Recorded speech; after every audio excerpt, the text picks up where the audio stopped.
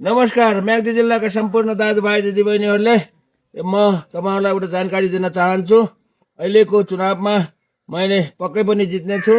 जितेर सांसद भएर माथि गइसकेपछि म तपाईँहरूको गाउँघरको गाउँलेहरूको सेवाको लागि चाहिँ म्याग्दीको सदरमुकाम बेनीमा चाहिँ एउटा सम्पर्क कार्यालय, महावीर पुनको सम्पर्क कार्यालय खोल्नेछु।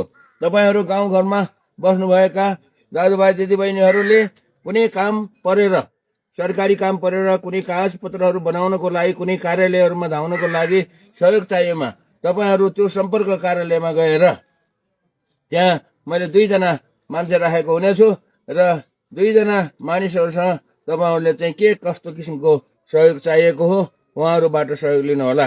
ठुला ठुला सहयोग त उनीहरूले गर्न सक्दैनन्, तर साना साना सहयोगहरू जस्तो कुनै फारम भर्ने, कुनै कागज पत्रहरू मिलाउने, निवेदन लेख्ने, फोटोकपी